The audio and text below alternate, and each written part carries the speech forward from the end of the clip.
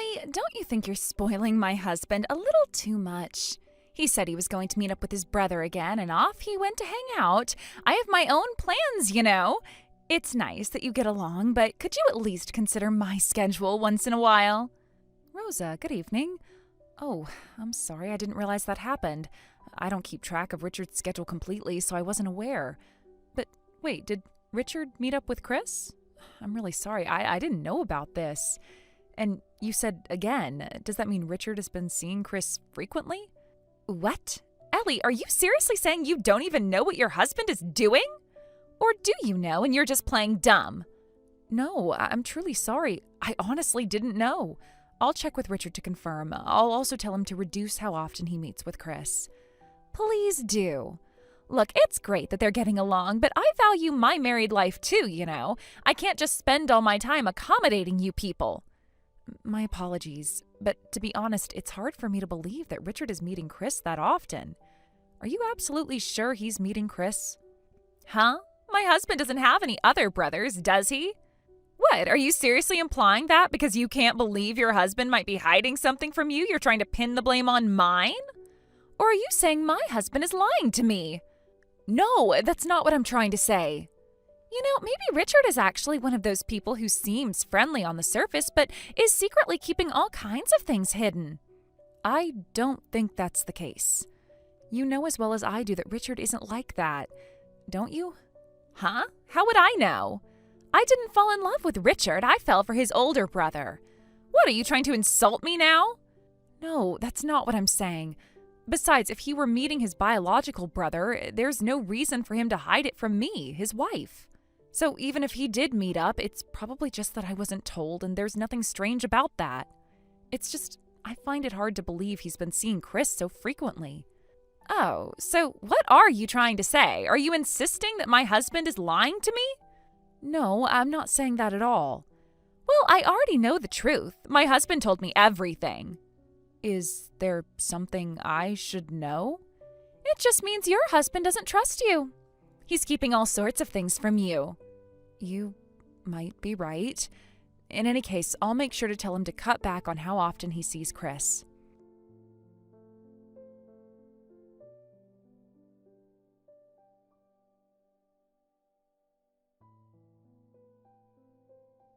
Did you hear anything from Rosa after what happened yesterday? No, I haven't. I was planning to just say I passed along the message if she contacted me, but, well, she's probably busy with her own life too. Yeah, that's true. Still, why would Chris lie about meeting me? This doesn't feel right at all. Yeah, I don't want to get too involved in this either. By the way, the last time you visited your family, you didn't meet with or talk to Chris at all, right? Of course not. I haven't contacted him, and I haven't met with him in ages. If anything, he's just doing whatever he wants over there and using me as an excuse. I doubt his wife suspects he's been reaching out to anyone he has a grudge against. Yeah, that makes sense. I was surprised Rosa even reached out to me. She probably didn't expect me to pick up on anything, so she thought she could use you meeting Chris as an excuse to do something. But what exactly is she planning? Chris probably didn't think I'd contact him about this either. Well, whatever. Let him do what he wants. We're better off staying out of it. It's not worth getting dragged into their mess. If Rosa keeps pestering you, feel free to block her. Her obsession has always been unsettling, and this is no exception. You're right. Honestly, I still feel like she holds a grudge against me. If she does, it's completely irrational. It's creepy, which is why we've kept our distance from those two. Even my parents avoid getting involved with them as much as possible. Chris never really got along with our parents, and Rosa clearly doesn't want anything to do with her in-laws either. They've probably found a way to coexist by staying out of each other's business. Yeah, that's true, but why now all of a sudden? So I guess the best thing to do is just avoid them altogether. If Rosa contacts me again, I'll just tell her I've passed on the message and leave it at that. Yeah, that's a good idea. Hopefully she won't reach out again.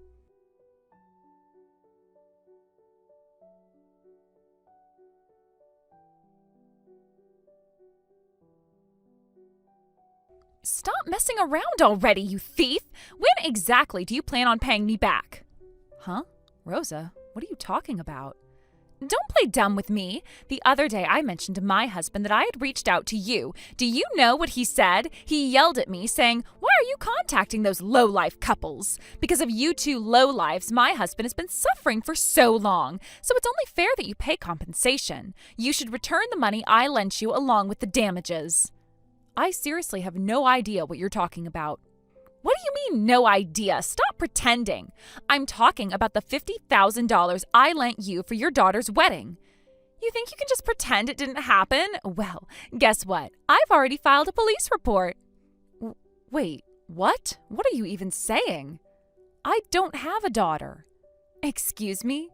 Are you seriously trying to deny something so fundamental now? So it was all true, huh?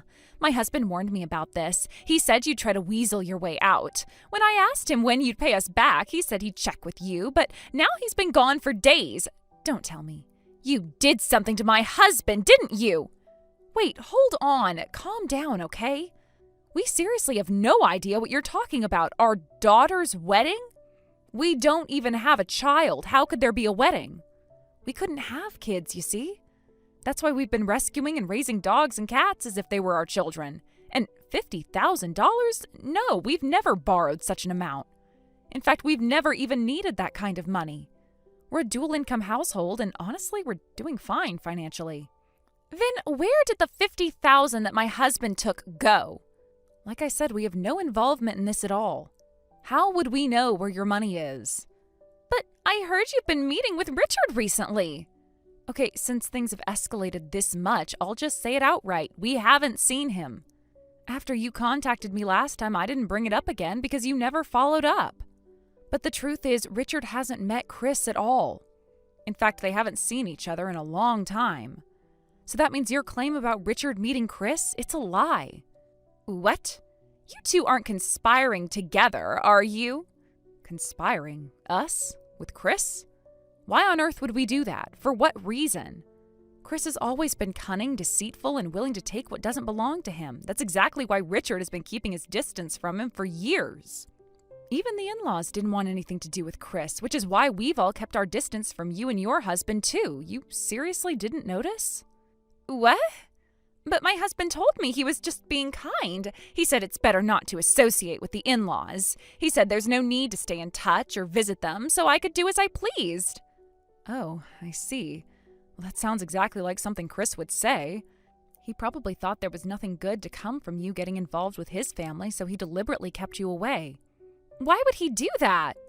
Well, based on how things have played out, I guess he borrowed money from you and used it for something. But he didn't want you to find out, so he made it seem like it was for family-related reasons, a perfectly justifiable excuse. Huh? Wait a minute. Are you seriously saying you two didn't receive the money? Show me proof. We didn't take it, and we haven't been in contact with him. How do you expect us to provide proof of something that never happened? Besides, the fact that we don't have a daughter is proof enough, isn't it? When my husband gets home, I'll ask him about it, but aren't you with him right now? For the last time, we haven't seen Chris in ages. Honestly, the fact that you contacted us now out of nowhere was shocking enough. We haven't even been in touch, let alone met with him. And yet here we are being accused of meeting him. It's absurd. But my husband told me this. He said you two were absolutely no good, that staying involved with you would only lead to trouble. He said not to contact you. And as for the $50,000, he told me it was because his younger brother wanted to impress his wife. He said his brother asked for the money secretly behind his wife's back.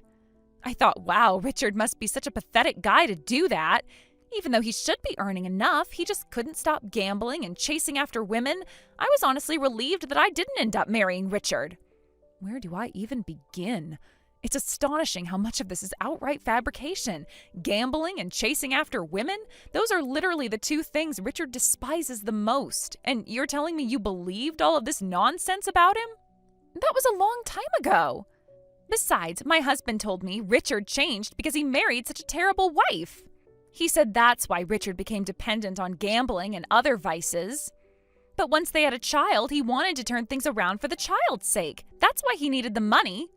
And that's why you gave him $50,000? My husband told me he'd make sure it got paid back. He said Richard earns a good salary, so it wouldn't be an issue. I am speechless. There isn't a shred of truth in any of this. If anything, the person who can't stop gambling and chasing women is Chris, not Richard. Wait, what are you saying? Chris, years ago, spent all the money in the house, Richard's savings included, on gambling. He thought he had a surefire way to win, but ended up losing everything. He completely lost the trust of the family. To make matters worse, he started chasing after women, blowing what little money he did win on them. That's precisely why Richard decided to keep his distance. And when we got married, you and Chris married shortly afterward. I have to say, the fact that you, who were obsessed with Richard, jumped at the chance to marry his older brother, it made all of us sick. Excuse me? What are you even talking about? Are you sure we're talking about the same person? Chris does put on a good front, I'll give him that. If Richard hadn't warned me about him, I probably would have thought he was a decent guy, too. But Richard made sure to caution me from the start, and I kept my guard up. And since Richard distanced himself from his brother, Chris didn't try to involve me much either. Meanwhile, you, completely oblivious, went and married Chris in a rush. I suppose it's understandable. You probably fell for him because he looks so much like Richard. I mean, he was kind and sincere, and yes, he looked like Richard. So I thought, why not marry the brother instead? He seemed to like me, too. Well, you were a career woman, weren't you? Chris must have seen the dollar signs. Of course, he was going to be interested, but rushing into marriage like that, this is what you get. But I loved Richard for so long. I couldn't stand it when he married you, someone divorced no less. So I thought, if I marry his brother, I can show you up. Hold on, I'm not divorced. Where is this even coming from? Wait, are you saying that's another one of my husband's lies? It all makes sense now. I thought it was strange of you to believe that we had a daughter when we clearly don't. But he told me you were divorced and had a child. He said you were a foolish young mother who got pregnant early, was abandoned by the father, and irresponsibly decided to raise the child alone. And that's why your so-called daughter, raised by such a careless mother, would make an equally foolish decision to marry young.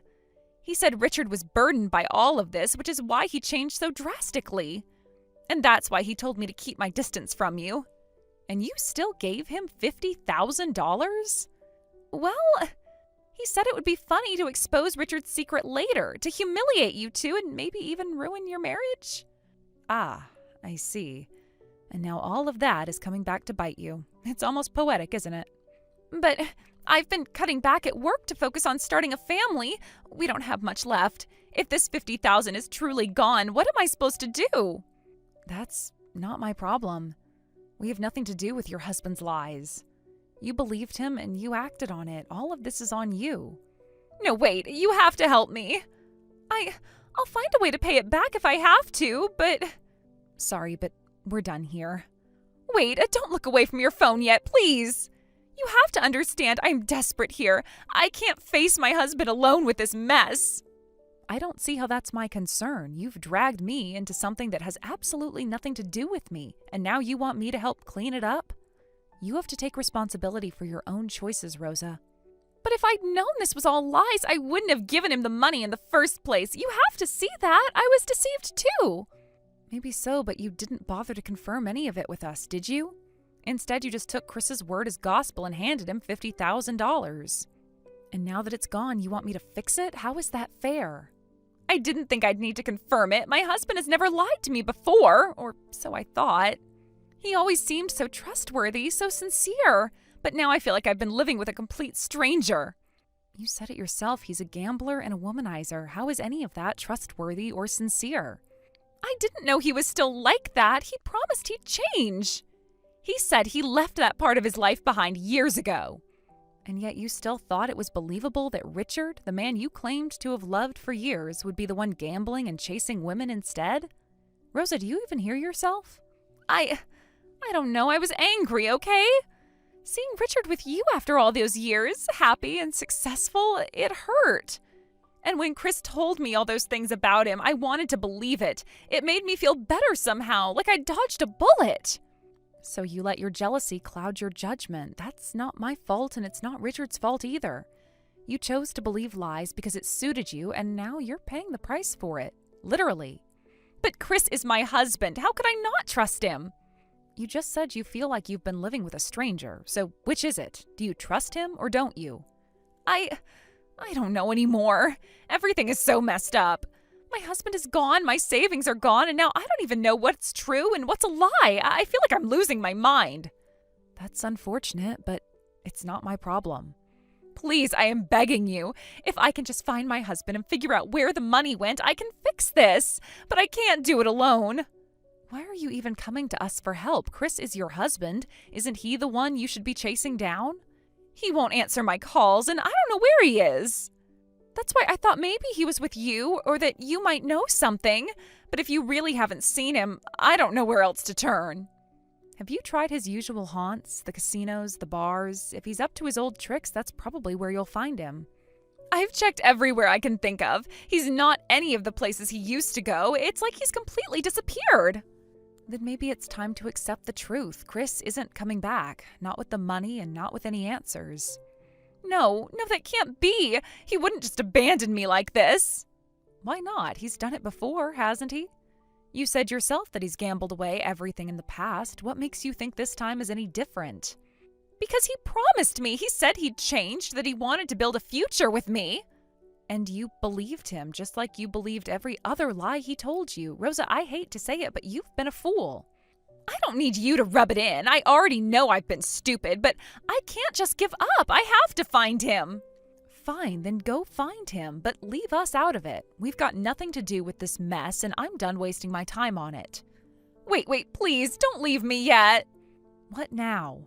If you really haven't seen Chris, then maybe you can help me in another way? I don't see how. You could talk to Richard for me. Maybe he knows something. Maybe Chris reached out to him and didn't tell you. Rosa, I already told you Richard hasn't seen Chris in years. They don't talk, they don't meet up, and they certainly don't share secrets. But what if Chris contacted him recently, just this once? Richard might know something and just didn't want to worry you by telling you about it. That's ridiculous. Richard tells me everything. If Chris had contacted him, I would know. Are you absolutely sure about that? Yes, I'm sure. Unlike you and Chris, we don't keep secrets from each other. Then, what am I supposed to do? That's up to you to figure out, but I suggest you start by accepting the truth. Chris lied to you. He took your money and now he's gone. The sooner you stop looking for excuses and start facing reality, the sooner you can move on. Move on? How am I supposed to move on when my life is falling apart? You rebuild. It's not easy, but it's the only option you have. Rebuild with what? I have nothing left. Then start from scratch, get a job, save up, and cut Chris out of your life for good. But I still love him. That's your choice, but don't expect him to change and don't expect anyone else to clean up his messes for you. I can't believe this is happening. I thought I had everything figured out. That's the problem, Rosa. You thought you knew everything, but you didn't bother to look deeper. And now you're paying the price for your blind trust. I just wanted to be happy. Is that so wrong? No, it's not wrong, but happiness built on lies is always going to crumble sooner or later. Do you think there's any chance Chris might come back? Honestly, no. If he's taken the money and disappeared, he's probably moved on to his next scheme. But he promised me. And how many of his promises has he actually kept? None. Then there's your answer. So that's it? I just have to accept that he's gone and start over? Pretty much. I don't know if I can do that. You don't have a choice. But what if he does come back? What if he wants to make things right? Then that's up to you to decide. But if I were you, I wouldn't hold my breath. I guess you're right. Finally. Thank you for being honest with me. Don't thank me. Just learn from this and make better choices next time. I'll try. Good. Now, if you'll excuse me, I have a life to get back to. Wait, just one last thing. What now? If you do hear from Chris, can you let me know? Fine, but don't hold your breath. Thank you. Goodbye, Rosa. Goodbye.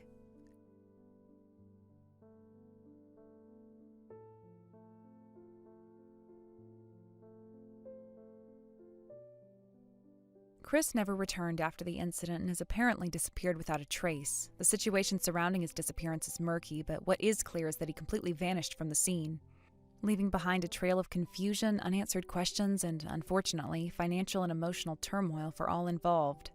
His sudden disappearance was both a shock and, in some ways, a relief, though it didn't come without its own set of problems. We have no idea where he went or what he's doing now. Some have speculated that he simply ran away to escape the consequences of his actions, but others suggest that he may have gotten involved in something much deeper and eventually led to his fleeing. All we know is that Chris is no longer a part of the picture and he left a huge mess behind him. However, just when it seemed like things couldn't get any worse, a horrifying truth came to light. It was revealed that Chris had accrued a staggering amount of debt, an amount so large that it was practically unimaginable. The sheer scale of his financial irresponsibility was enough to make anyone's head spin. How did he manage to get himself into this position? Well, the details are unclear, but from what we've heard, Chris had been living beyond his means for a long time, indulging in lavish purchases, taking out loans, and getting involved in financial schemes that only served to deepen the hole he was digging for himself. He had been hiding his financial troubles from everyone for years, perhaps hoping that he could find a way out or that someone would come to his rescue. Sadly for him, no rescue ever came, and his debts reached a point where they could no longer be ignored or concealed. And here's where the situation took a darker turn. It wasn't just Chris who had to bear the burden of this massive debt. No, it was Rosa, his wife, who was forced to take on this financial nightmare. The news that she was expected to pay off Chris's debts was not just shocking, it was infuriating. Rosa, for all her faults, was not the one responsible for Chris's reckless behavior. Yet somehow she found herself trapped in a situation where she had no choice but to take on this enormous financial burden. It seems that Chris had left her with no option but to carry the weight of his mistakes, whether it was through joint accounts, shared financial responsibility, or simply the legal ramifications of their marriage. Whatever the reason, Rosa ended up shouldering the burden of his debts, and it's difficult to imagine the kind of stress and hardship she must have experienced as a result.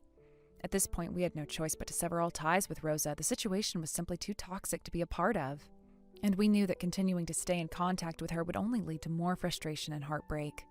It wasn't just about the debts anymore, it was about the lies, the manipulation, and the emotional turmoil that came with being involved with Chris and Rosa. We blocked her from all communication channels, phones, emails, social media, everything. It wasn't an easy decision, but it was necessary for our own peace of mind. We couldn't keep dragging ourselves down into the mess they had created. From that point on, we had no way of knowing what became of Rosa. What happened to her after we cut her off? Did she manage to pay off the debts Chris had left behind? Did she find a way to rebuild her life, or did she fall deeper into despair? We'll never know, and honestly, we don't really want to know. The truth is, we have no interest in being involved in that chapter of her life any longer. The situation has grown too complex, too painful, and the emotional toll has been too great. We had no reason to continue allowing ourselves to be caught up in it. If we were being entirely honest, there was a part of us that felt a sense of relief after blocking Rosa. Sure, we felt some guilt about cutting her off, but the overwhelming feeling was one of freedom. We had spent so much time and energy dealing with the fallout of Chris and Rosa's disastrous relationship, and at last, we could distance ourselves from it. The burden was no longer ours to carry. And yet, as much as we tried to distance ourselves from the situation, there was an undeniable sense of vindication that came with seeing Chris and Rosa face the consequences of their actions. If you could call it justice, then this was the justice they deserved. These two people who had shown nothing but selfishness and cruelty in their dealings with others were now reaping what they had sown. Their once pristine image had been shattered, and they were left to deal with the fallout of their choices, alone and isolated. It's hard to feel sympathy for them after everything that had happened. The truth is, as much as we tried to move on from it, we couldn't help but feel like this was the outcome they had earned. For us, their downfall felt almost like karma. Chris and Rose's relationship had been toxic from the beginning. It was built on lies, manipulation, and an utter lack of accountability. They had both contributed to the mess they found themselves in, and it was difficult to feel sorry for either of them. In the end, they were alone, and no amount of excuses or apologies could change that. Looking at the situation from a distance, it's hard not to feel a sense of closure. We had seen Chris and Rosa for what they truly were, and while it took a long time for the truth to come out, we finally know where we stood. They had manipulated and lied to everyone around them, and now they were left to deal with the consequences of their actions. It's not that we enjoy seeing people suffer, but in this case, it was hard to see their downfall as anything other than just. They had taken advantage of others for far too long, and now it was their turn to face the consequences. There's a certain satisfaction that comes with knowing that those who hurt others will eventually be held accountable. Chris and Rosa may have thought they could escape the repercussions of their actions, but the reality caught up with them. Looking back, it's almost surreal to think how things turned out. Chris, who once seemed so confident and in control, was now a ghost. A man who had vanished without a trace, leaving behind a pile of debts and broken relationships. Rosa, who may have once been seen as an innocent victim, turned out to be just as complicit in their mess as her husband. Together, they had created a situation so destructive that it had consumed their lives and the lives of those around them. But for us, the most important thing was that we had finally broken free from their chaos. We no longer had to be a part of their toxic world, and that in itself was a relief. We could finally focus on our own lives without the constant weight of Chris and Rosa's drama hanging over us. Their downfall was a reminder of how important it is to take responsibility for your actions. Chris and Rosa had spent years avoiding accountability, hiding behind excuses, and pretending that everything was fine. But in the end, they had no choice but to face the consequences of their behavior. And while their downfall may have been tragic for them, it was also a lesson in the importance of honesty, integrity, and accountability. We've moved on from their story, and while we may occasionally think about them, it's not with any sense of pity or regret. Instead, it's a reminder that sometimes people's actions catch up with them, no matter how hard they try to avoid the consequences. For Chris and Rosa, their actions eventually led them to a place of isolation and ruin. And while they may never fully understand the impact they had on others, we can take solace in knowing that, in the end, they were held accountable for what they did. Their story, as chaotic and destructive as it was, ultimately served as a harsh but necessary reminder that actions have consequences, and eventually we all must face them. One thing that became clear in the aftermath of their collapse was the sense of relief that came with putting the entire situation behind us. While we haven't been the ones to make the decisions that led to their downfall, we had played a part in the story, and it wasn't exactly an easy role to play. At times, it felt like we were caught in a whirlwind, unsure of what would happen next. But once we made the decision to cut ties with Chris and Rosa, things began to feel a lot more stable. It was like removing a toxic weight from our shoulders, and though the decision was difficult, it was the right one. Thank you for watching and listening. We hope you enjoyed the video. Don't forget to like this video and subscribe. Also, feel free to leave a comment about what you thought of the story. We look forward to seeing you at the next story.